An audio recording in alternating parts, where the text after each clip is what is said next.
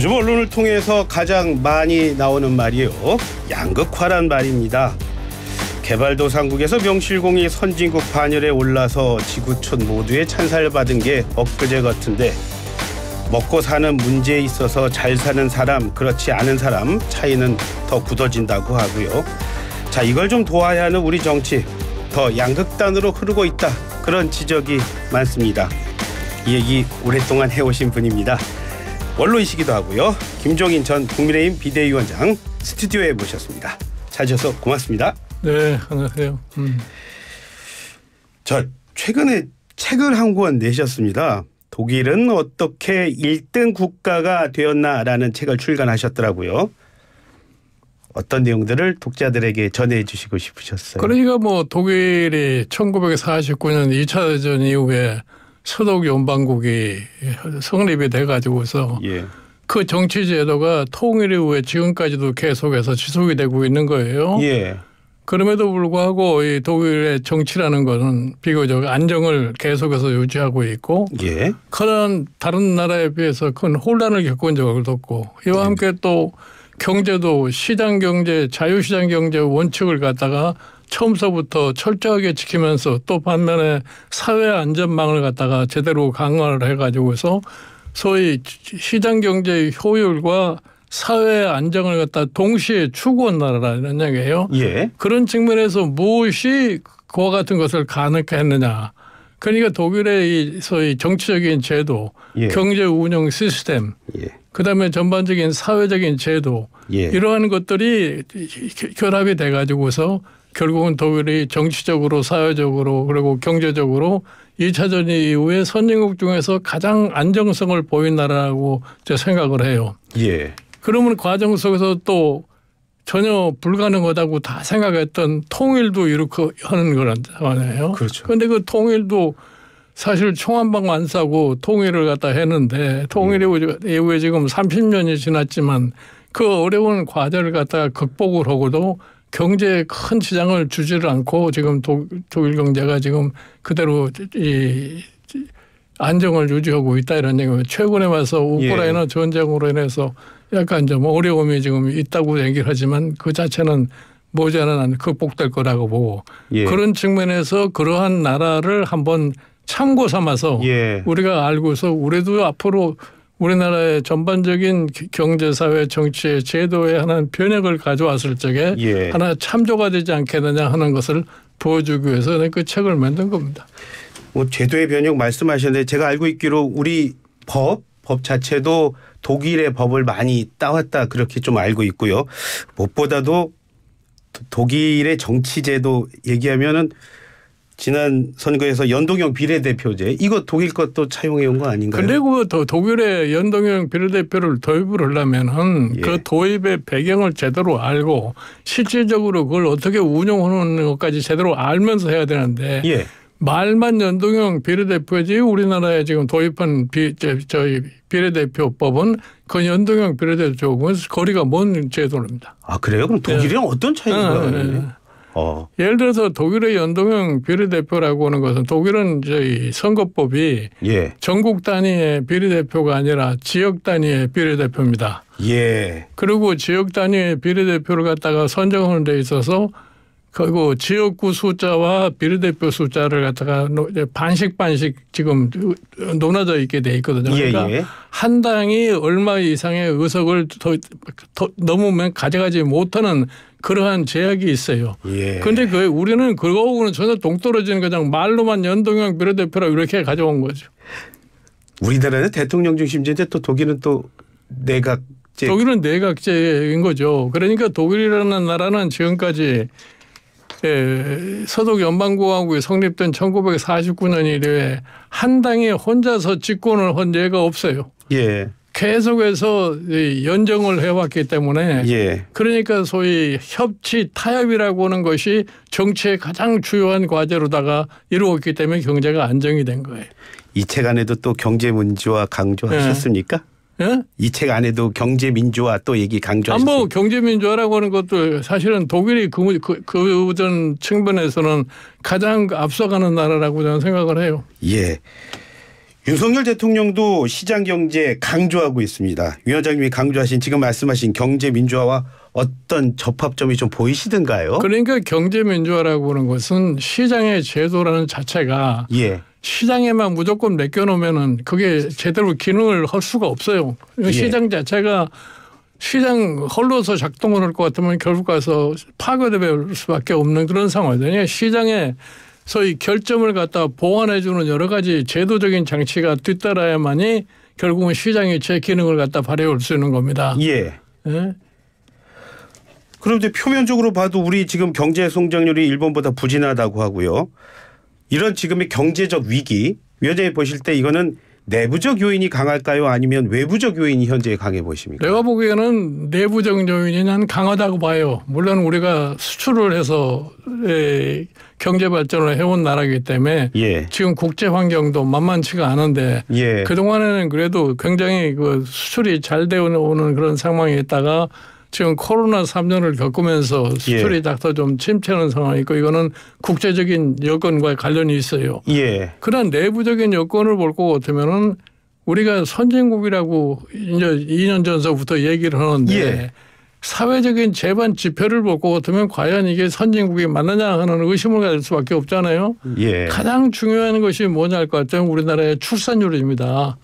지금 우리나라 출산율이 금년에 겨우 0.7% 조금 넘을까 말까 하는 이런 정도의 출산율을 가졌는데 어느 미국 교수가 한국의 출산율이 0.78이라니까 아, 그 나라 망했구나 했다는 이런 얘기가 있었는데 실질적으로 지금 현재 출산율 0.7 이걸 가지고서는 대한민국의 미래가 담보가 될 수가 없어요.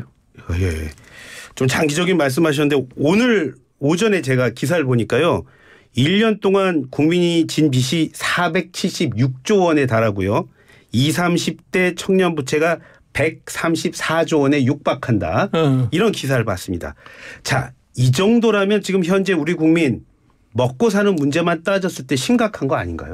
아니 그러니까 우리나라가 가계부채가 세계에서 1등이라고 그러잖아요. 예. GDP 대비 108%인가 아마 우리나라 가계부채가 될 거예요. 예. 이제 그런 걸 보면은 왜 그러면 그런 현상이 생겨나느냐. 예. 우리가 지난 3년 동안 코로나를 겪으면서 예. 정부가 가계나 일반 자영업자들에게 얼마만큼 혜택을 줬느냐. 그걸 따져보면 알아요. 우리가 여러 나라와 비교를 해봤을 적에 가장 적게 쓴 나라입니다.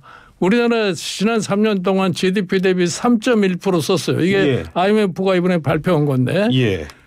그러니까 당연히 먹고 살기 위해서 가게가 빚을 많이 쓸 수밖에 없는 거죠.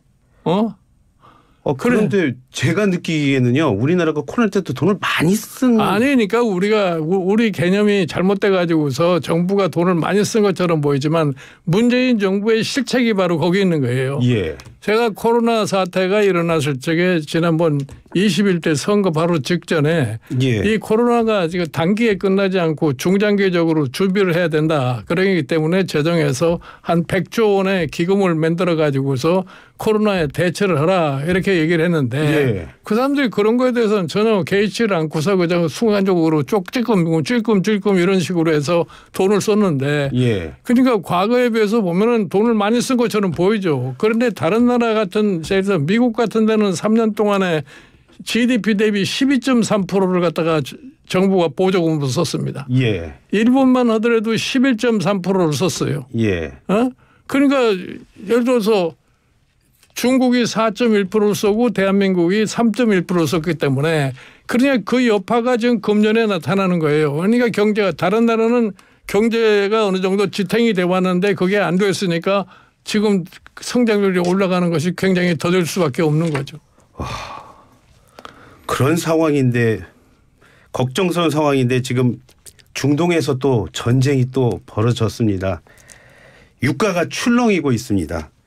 여기에 좀 단기적이라도 대책이 필요한 거 아닐까요? 내가 보기에는 뭐 이 중동에서 이번에 팔레스타인과 이스라엘의 이 충동이 예. 얼마나 오랫동안 지속이 되느냐에 따라서 아마 유가에 큰 영향을 미칠 거라고 봐요. 예. 그러면 일시적으로 나는 유가라고 하는 것은 뭐 우리가 거기에 적응하는 수밖에 없다고 생각을 해요. 예. 그러니 결국 가서 만약에 고유가 시대가 도래한다 할 것 같으면 이것이 결국은 우리 경제 성장에 아마 적지 않은 영향을 미칠 거라고는 봐요.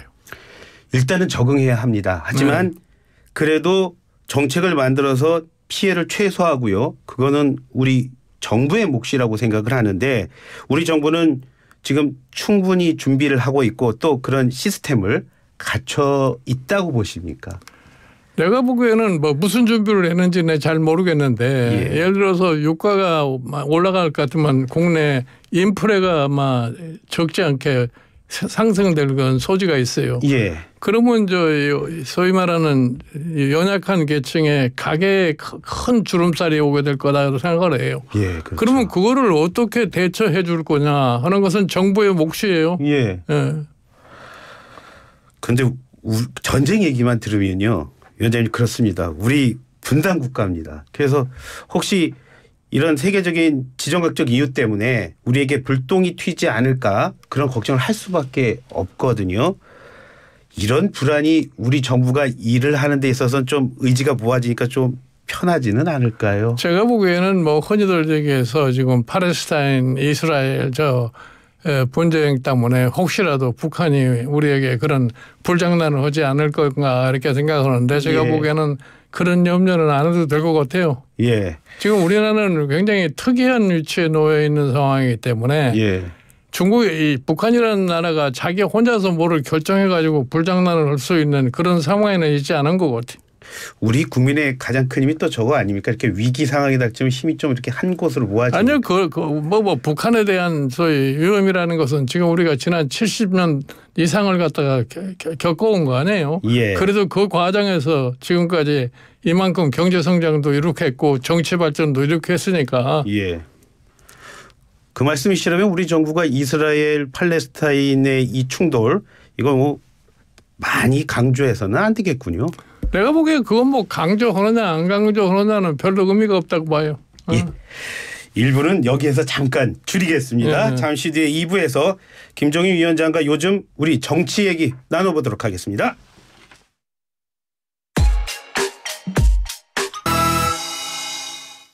이슈앤피플 2부 이어가겠습니다. 여러분의 의견 기다리고 있습니다. 짧은 문자 50원, 긴 문자 100원, 샵 0945로 의견 주십시오. 지금 김종인 전 국민의힘 비대위원장과 얘기 나누고 있습니다. 좀 이제 크게 경제 얘기를 했다면 조금 미시라고 하나요? 좀 집중적으로 좀 들어가 보겠습니다. 정치해 보겠습니다. 최근에 얼마 전에 이균용 대법원장 후보자 임명 도기안이 부결이 돼서 현재 대법원장이 공석입니다. 이런 일은 35년 만이라고 하더라고요. 자, 임명권자의 책임이 클까요? 아니면 거대 야당에게 책임을 물어야 됩니까?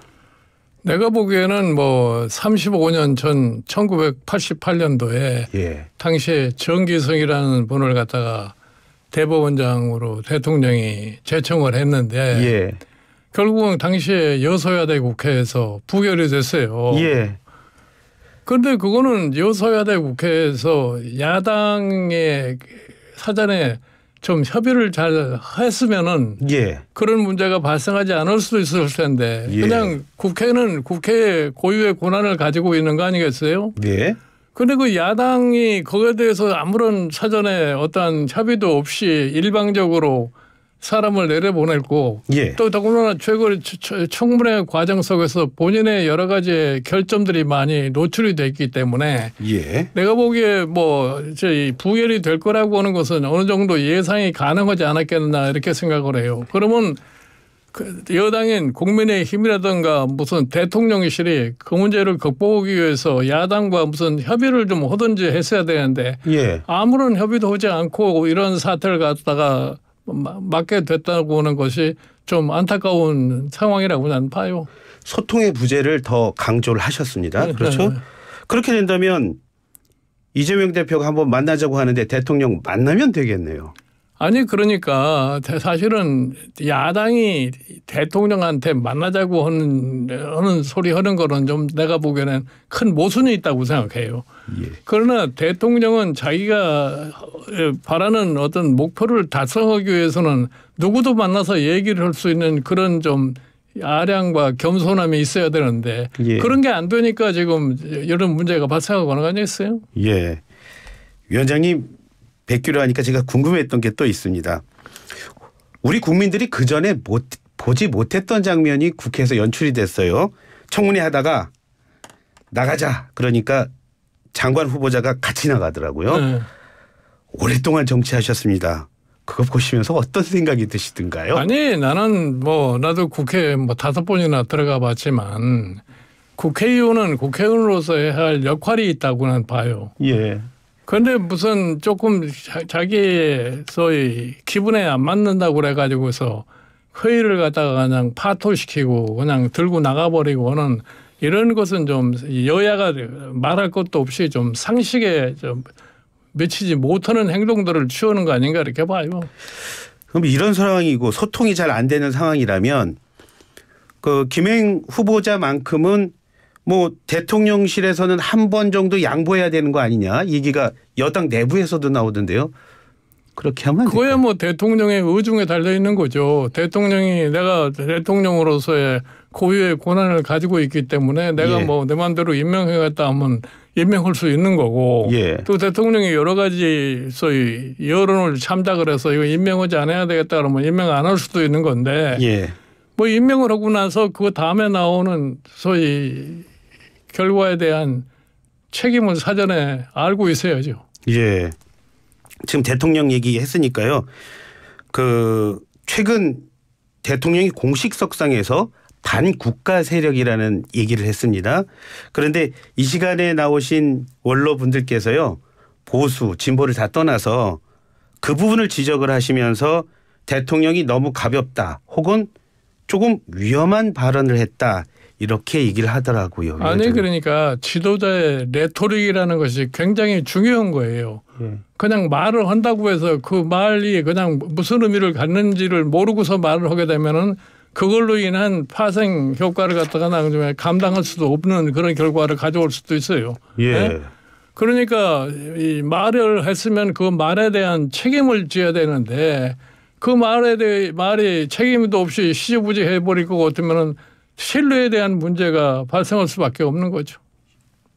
대통령 개인의 캐릭터일까요? 아니면 주변에서 참모들도 좀 도와주지 못해서 그런 걸까요? 어떻게 보십니까? 아이고야 참모들이야 대통령 얼굴만 보고 사는 사람들이니까 그 사람들 탓할 건 없는 거고 대통령께서 예를 들어서 일반 국민의 일반적인 상식과 여론이 어떻다는 것을 좀 판단을 해서 말씀을 하면은 별 문제가 없을 거라고 봐요.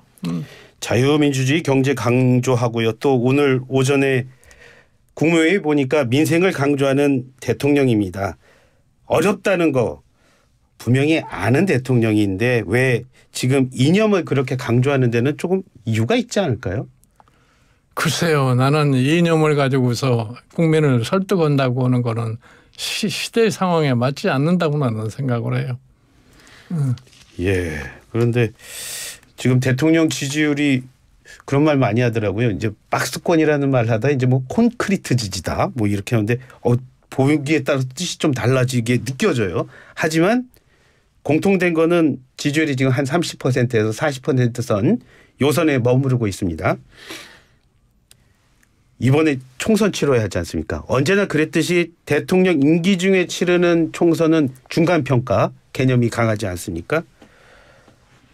여소야대 국면 바뀔 수 있을까요? 그거는 이제 앞으로 국민의힘과 대통령실이 내년도 총선을 어떤 형태로다가 지금 준비를 하느냐에 달려서 가능할 수도 있고 하는 건데 그게 제대로 준비가 되지 않을 것 같으면은 불가능할 수도 있고 그런 거예요. 앞으로가 중요하다는 말씀. 당연히 그러는 거죠. 지금 이미 지나간 시간은 얘기를 해봐야 의미가 없고 예. 지금 나머지 지금 6개월 동안 시간이 남아 있잖아요. 예. 지금 내년 4월까지 볼 것 같으면은. 예. 그럼 그 기간 동안에 뭐를 어떻게 해야 할 것인가를 좀 제대로 준비를 해서 선거에 임해야지 아무런 생각 없이 집권 여당이니까 집권 여당의 프레임을 가지고 선거를 치르면은 될 수 있겠다 이렇게 생각하면 참 큰 오산이라고 나는 생각해요. 그러니까 과거에 우리나라가 이 집권당이 집권 중간에 선거를 했을 적에 결과가 나왔는 거를 한번 냉정하게 판단해 볼 것 같으면 무엇을 어떻게 해야 되는지를 갖다가 알 수 있을 거라고 봐요. 예. 내가 쉽게 얘기해서 예. 우리가 14대 국회의원 선거 때 당시에 3당 합당을 해가지고서 3분의 2 이상의 의석을 가지고 있었어요. 예. 그러니까 그때 내가 정부 안에 있었기 때문에 제대로 체험을 해본 사람인데. 민자당 시절. 예. 노태우 대통령 시절에 당시에 뭐 정보 수장들이 와서 대통령한테 보고하기를 선거 직전에 뭐 잘 되면은 3분의 1을 얻을 거고 못 돼도 180석은 될 겁니다. 이렇게 얘기를 하더라고. 예. 그래서 내가 옆에서 보기에 이 사람들이 참 이상한 사람들이다 이렇게 얘기를 하고 내가 대통령께 너무 저 말을 믿지를 마십시오 그랬어요. 예. 결국은 아마 과반수가 안 될 수도 있습니다. 내가 그랬다고. 그 근거가 있으셨을 텐데. 나는 사실 민심을 한번 제대로 탐색을 해보면은 그거 알 수 있는 일 아니에요. 근데 결국 가서 선거 결과를 까보니까 과반수가 안 됐어요. 예.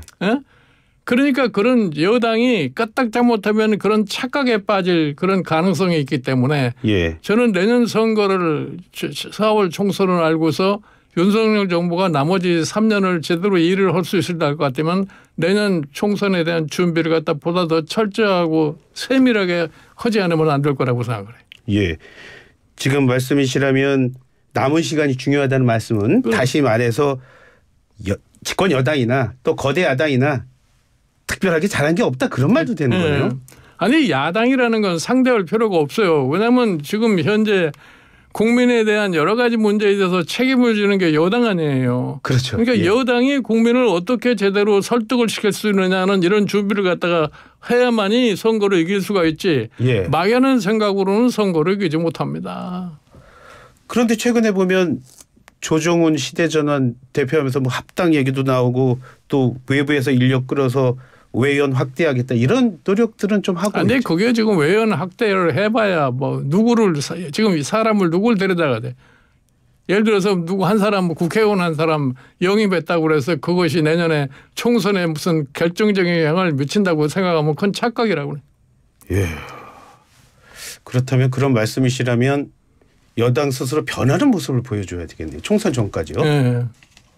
총선 전까지 여당이 변하는 모습을 보여주는 데 있어서 그 국민의힘 뭐 부산 지역구 출신 하태경 의원이 나는 부산에서 이제 안 나오고 이제 험지로 가겠다, 뭐 서울 출마하겠다 이런 얘기하면서 뭐 정치권 술렁이고 있습니다.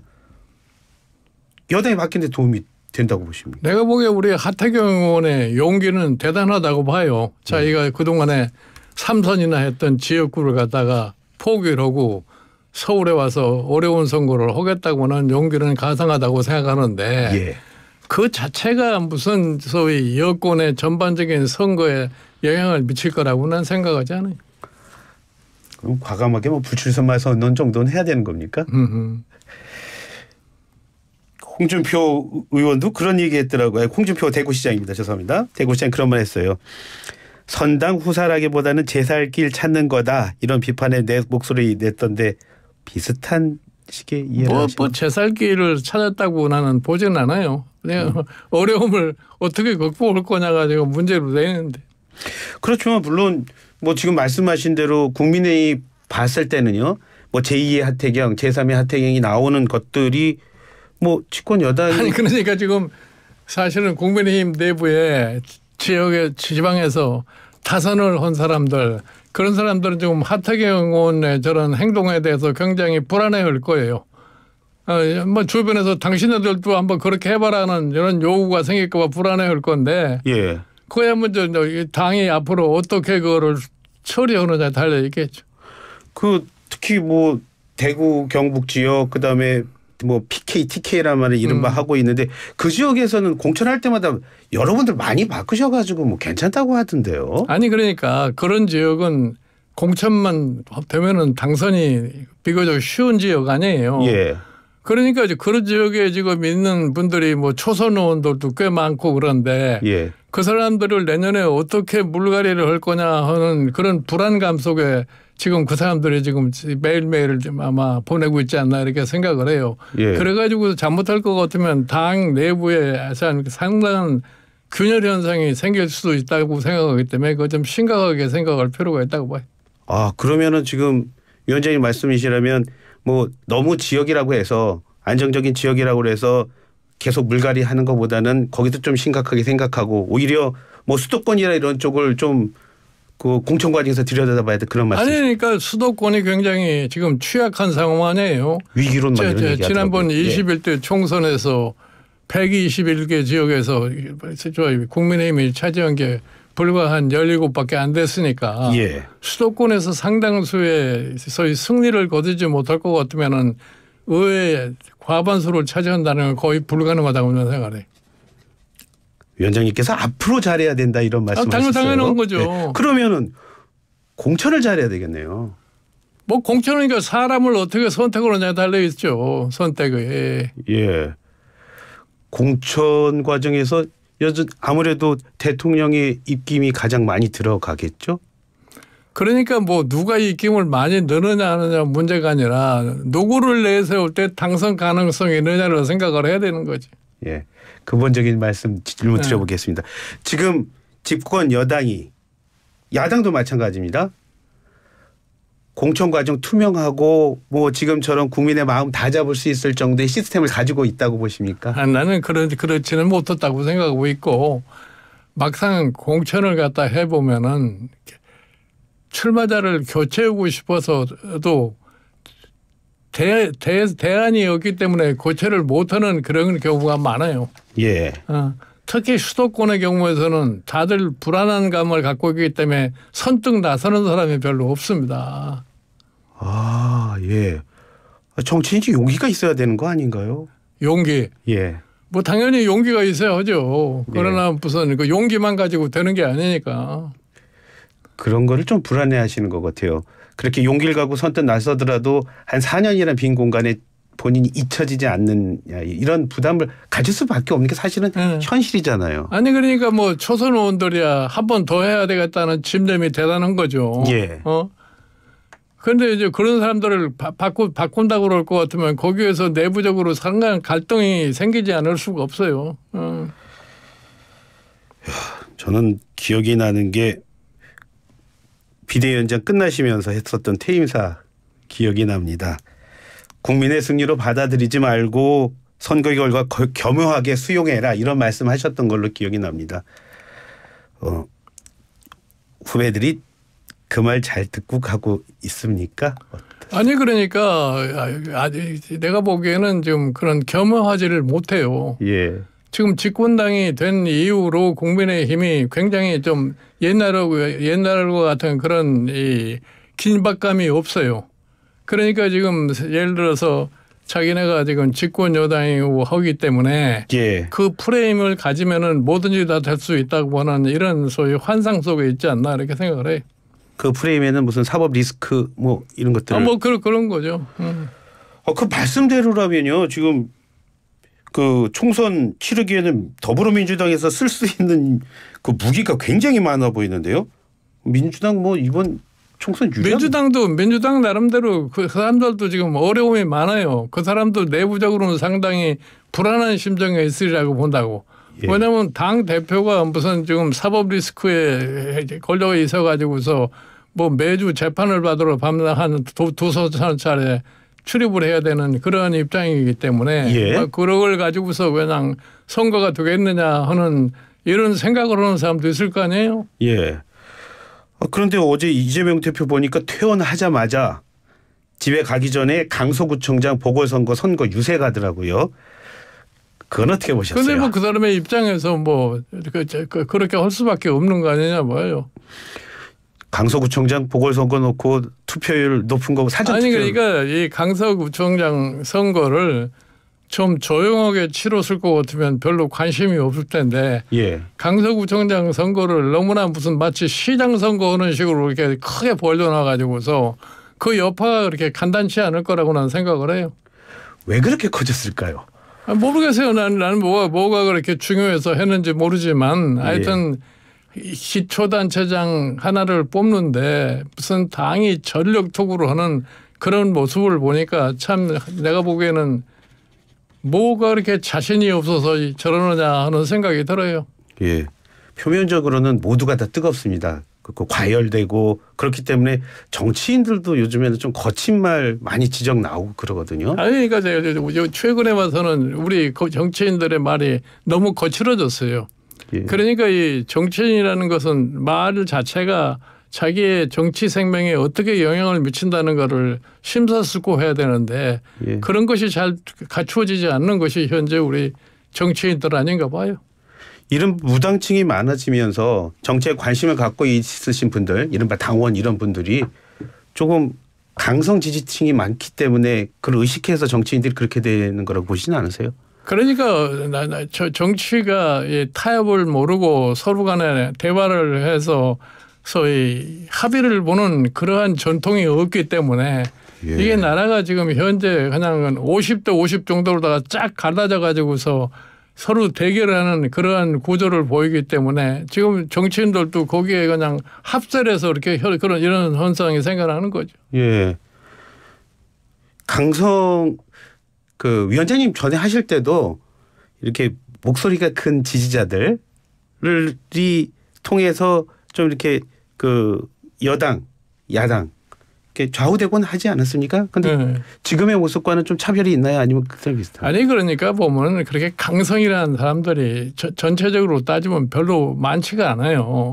그런데 예. 그 사람들과 강성인 사람들의 목소리를 따라서 당이 움직일 것 같으면 당도 똑같은 사람이 되는 거예요. 그러니까 지금 실제로 보면은 흔히들 얘기해서 중도층이라고 하는 사람들 예. 그 사람들이 사실 성패를 좌지우지하게 돼 있는데 예. 그 사람들에 대한 생각은 별로 안 하는 거예요. 그러니까 강성의 자기 지지자들의 목소리만 따라서 그냥 얘기를 하다가 보니까 점점 더 강성으로 정당들이 변할 수밖에 없는 거죠.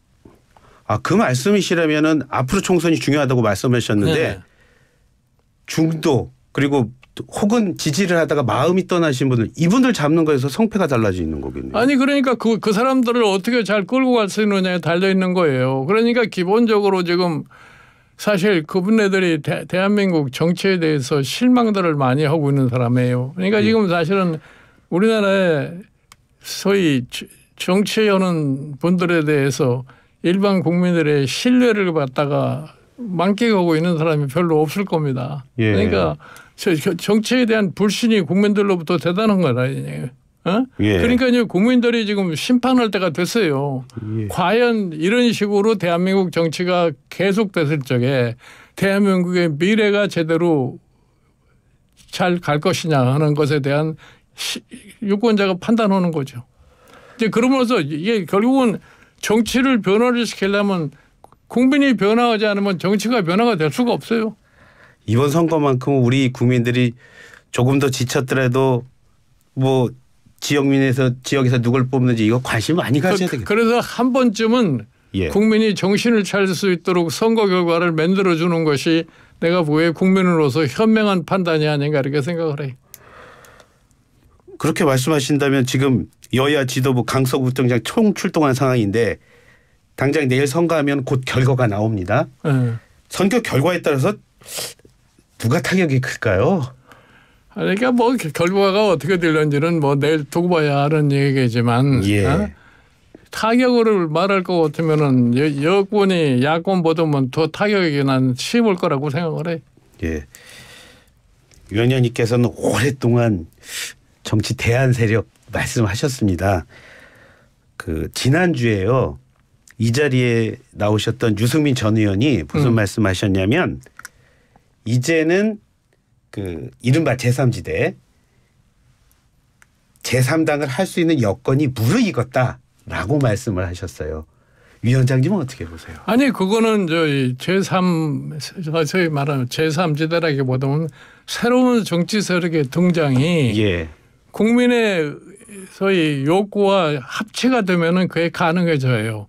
그러니까 새로운 정치 세력으로 등장하는 사람들이 예. 지금 현재 우리가 겪고 있는 소위 문제가 뭐라고 하는 것을 명확하게 인식을 하고 예. 그거를 제대로 국민에게 표출을 시키고 그 문제를 우리는 어떻게 해결해 나가야겠다. 예. 예를 들어서 정치에도 있고 경제도 있고 사회 안전 문제도 있고 다른 게 아니에요. 예. 이거를 우리는 이렇게 하고 할 테니까 지금 이 사람들이 못하는 걸 우리는 할 테니까 우리에 대한 한번 신뢰를 보여달라. 예. 그렇게 해서 그것이 일반 국민이 받아들일 것 같으면은 새로운 정치 세력이 등장할 수도 있는 거죠.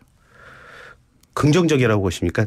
아니 그러니까 나는 지금까지 봐서 그렇게 나와야만이 우리나라의 미래가 그래도 조금 밝아 보이지 않겠나 이렇게 생각을 해. 예. 지금 현재 양당 구조에서는 우리나라 미래는 그렇게 밝지가 않다.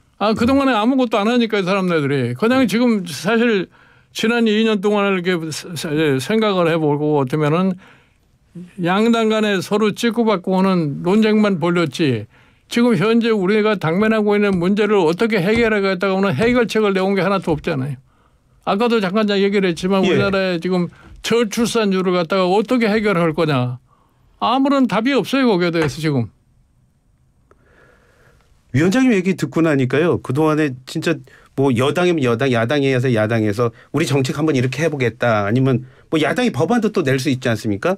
그런 부분에서는 좀 부족했다. 뭐 그런 지적도 계속 있긴 했어요. 아니 그런 거죠. 지금 뭐 야당이라는 거는 사실은 여당이 잘하면 야당은 희망이 없어요.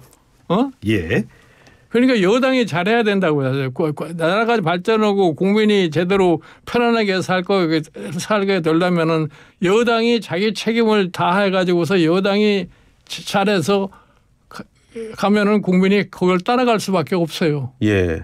예. 그런데 지금 여당이 그 역할을 제대로 못하기 때문에 지지도에 있어서도 지금 야당만 못하는 것 같고 최고 통치자인 대통령의 지지율도 그렇게 오르지 않고는 그런 것이 오늘날의 현실 아니에요.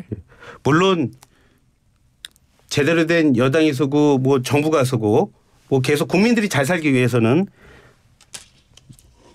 견제와 균형은 반드시 필요한 거죠. 그 역할이 필요하다는 건. 정치의 궁극의 목적이라는 것은 국민의 안위를 어떻게 잘 파악하고서 해결해 나가느냐 하는 것이 정치하는 사람의 최고의 목표 아니에요. 예. 그런데 그게 현재는 전혀 보이지 않고 있는 상황이지. 왜 이렇게 됐을까요? 왜요라고 하는 거는 내가 보기에는 뭐 자기 스스로에 대한 뭐 이 준비도 별로 잘 안 돼 있는 것 같고 그리고 여건이 그냥 그 정치라는 것이 무슨 구호만 외친다고 해서 되는 게 아니에요. 근데 무슨 자꾸 공허한 소리를 많이 해봐야 의미가 없어요. 그런 말씀이시라면 오늘부터 국정감사가 시작이 됐습니다. 자, 총선 앞두고 생각이 많은 지금 의원분들이실 텐데 유권자 의식해서라도 이번 국정감사 때 민생 챙기는 모습 보여주면 되겠네요. 난 모르겠어요. 나는 사실은 뭐 지금 내가 현재 현실 정치에서 뚝 떨어져 있는 사람이기 때문에 그 정치인들이 좀 잘해서 뭐가 잘 되기를 가자 바라기는 측면에서 뭐 이런 얘기도 하는 건데 그런 것도 잘 안 맥히는 것이 현재 우리나라 정치 아닌가 이렇게 봐요. 예. 또 말씀하셨으니까 우리 유권자들 국민들은 또 국정감사에서 어떤 의원들이 잘하는지 또 어떤 민생에 대한 얘기가 나오는지 지켜보는 노력을 해달라 이런 말씀으로 들립니다. 예, 오늘 말씀 고맙습니다. 네, 감사합니다. 예, 감사합니다.